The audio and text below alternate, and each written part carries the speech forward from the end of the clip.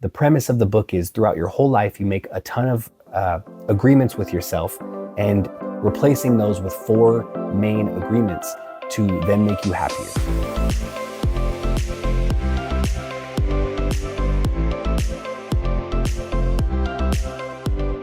Welcome to a very special solo episode of the Connect podcast, brought to you by the Holdridge Area Chamber of Commerce.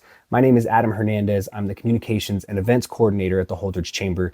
And today I'm going to get to chat with you about my favorite book of all time and how it relates to business. But before we get too far into the episode, I want to chat, as always, a little bit about our community calendar. This week we've got ESU bringing Connect the Dots for 2 days in a row. The Great Bake Down Murder Mystery and Raptorology and activity is happening this week. Gray's Twisted Manor is opening back up this weekend for another spooky weekend of October. And we've got the Fittest First Responders. So if you have any questions or if you're looking into any of those events, make sure you head over to our website. That's holdridgechamber.com, and then head to our events tab. Today's episode is really special to me. When I was diving deep into my mindset in my late 20s, I was really interested in changing my life. And I didn't realize at the time that the book that I was reading would have such an effect on not only my life, but my personal business and then consults that I did for other businesses after. And that book is called The 4 Agreements. The 4 Agreements is a book written by Don Miguel Ruiz. And it's really, the premise of the book is throughout your whole life, you make a ton of agreements with yourself and replacing those with 4 main agreements to then make you happier. And I've read this book 5 or 6 times. And in the most recent reading I've had of this book, I realized how much it applies to businesses and business owners when dealing with some of the complications that come with life in business. So I'm really excited to dive in to a very short episode kind of explaining the book today and explaining how it can apply to your business. The first of the 4 agreements is be impeccable with your word. And all of this means is to speak with integrity, be honest, and mean what you say. Your word is your bond. Now, this means do what you say you're going to do, but it also means don't say you're going to do something if you're not sure you can do it. The second of the 4 agreements is to not take anything personally. So what others say or do is not really a reflection of you, it's a reflection of them. And you shouldn't internalize others' actions. And as simple as that sounds, that's the hardest of the 4 agreements, is to not take things personally, especially for myself. The third of the 4 agreements is to not make assumptions. Instead of assuming, ask questions and communicate clearly to prevent any misunderstandings. This is another hard one. It's very easy to start being impeccable with your word if you haven't been. It's not so easy to stop assuming what others think and to over-communicate to avoid any kind of miscommunications. And the fourth is to always do your best. And I love to say this, always do your best. And that best is going to change every single day.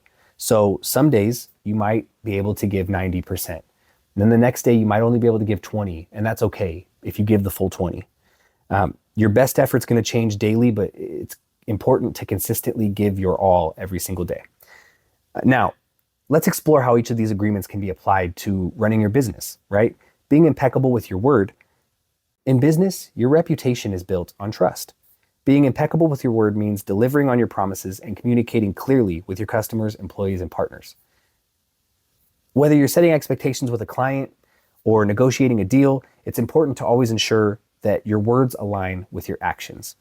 If you say you'll follow up or deliver a product, make sure it happens. Broken promises can damage trust, but they can also affect long-term relationships, and anyone who owns a business knows how important that is. Not taking anything personally, that's a powerful principle in business. Feedback, both positive and negative, can deeply affect us. Remember that most of the time, feedback reflects the customer's experience, not really your personal worth. Negative reviews, lost clients, critical feedback, all of that can feel personal, but often it reflects circumstances way beyond your control. Instead of internalizing, use it as constructive feedback and improve your business. The third is not to make assumptions, right? Miscommunications are very common in the business world, often because assumptions are made about what someone knows or understands before they really know what someone knows or understands. This can lead to errors, dissatisfaction. Always clarify expectations. Whether you're dealing with clients, suppliers, your own employees, Don't ever assume that everyone's on the same page unless you've communicated that very clearly. And always do your best, right? Running a business requires balancing a ton, especially if you're running a business as a parent or as someone who takes care of things outside of that business. There's going to be days where you feel more productive than others. Doing your best doesn't mean perfection, and I don't want to convey that at all. It just means consistently putting forth your best effort, even if circumstances change. Some days your best might be closing a big deal, but other days it could simply mean handling the small tasks while managing challenges. The key is consistency and effort. As business owners, we face challenges every day, whether it's dealing with difficult clients, managing operations, growing your brand in 2024.